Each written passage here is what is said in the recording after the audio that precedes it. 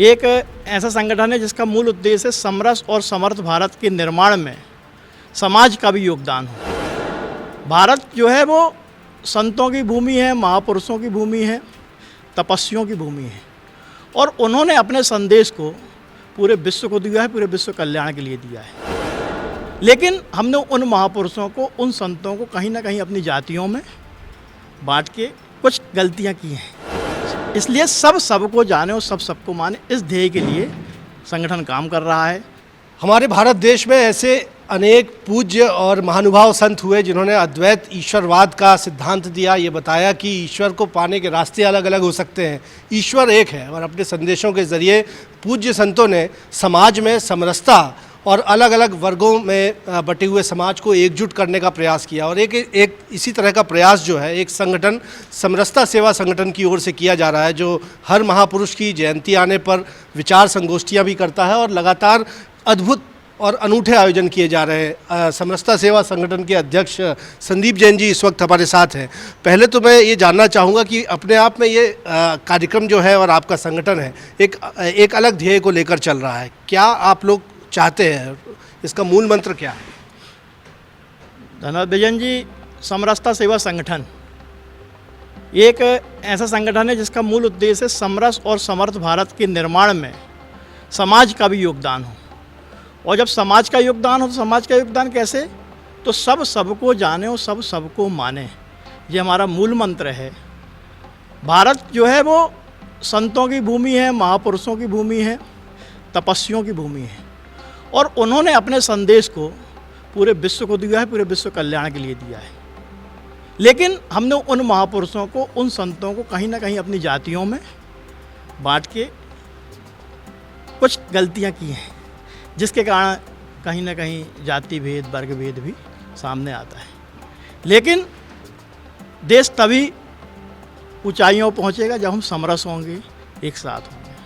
और समरसता के लिए ज़रूरी है, समरसता भारत की संस्कृति में है, भारत के सनातन में है, कोई नई बात नहीं है। हमारा जो लोगो है उसमें अलग दिख रहा है कि सबरी माता भगवान राम को बेर खिला रही हैं। समरसता का इससे बड़ा उदाहरण कोई नहीं है। तो इसलिए सब सबको जाने और सब सबको माने, इस ध्येय के लिए संगठन काम कर रहा है।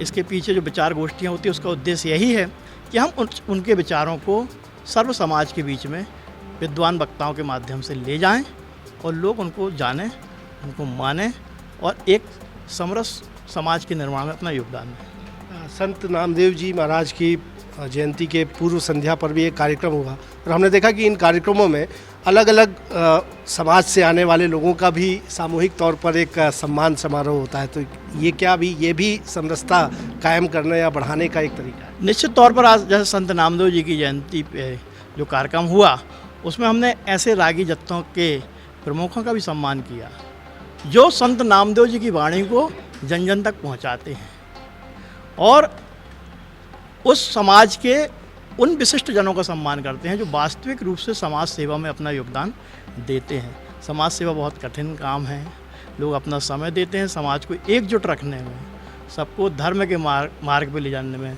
संस्कृति के पालन में प्रेरित करते हैं। ऐसे सम्मानी लोगों का हम सम्मान करते हैं। देश की राजनीति में हम देख रहे हैं कि जातिवाद भी एक फैक्टर साबित होता है और कई विषय इस बात को लेकर आते हैं। तो आपका संगठन किस तरह से आगे बढ़ने जा रहा है? देखिए, जहाँ तक जातिवाद की बात है तो सभी को अपनी जाति धर्म पे गौरव होना चाहिए, होता भी है। लेकिन मजबूत राष्ट्र का निर्माण सब मिलजुल के ही करेंगे। हम एक सनातन परंपरा को मानने वाले लोग हैं, हम एक संस्कृति को मानने वाले लोग हैं। भारत की अपनी संस्कृति है, अपनी परंपरा है और भारत में रहने वाले हर हिंदुस्तानी वो उनके अपने अलग अलग आराध्य होंगे। लेकिन हमें सबको जानने की और सबको मानने की आवश्यकता है, क्योंकि सभी ने जो संदेश दिया है वो विश्व कल्याण के लिए दिया है, वो मानव कल्याण के लिए दिया है, किसी एक जाति, एक धर्म, एक वर्ग के लिए नहीं दिया है। इसलिए समरसता सेवा संगठन का उद्देश्य है कि सब सबको जाने और सब सबको माने। तो सब सबको जाने और सब सबको माने, ये ध्येय वाक्य लेकर समरसता सेवा संगठन एक अनूठी पहल संस्कारधानी जबलपुर से कर रहा है।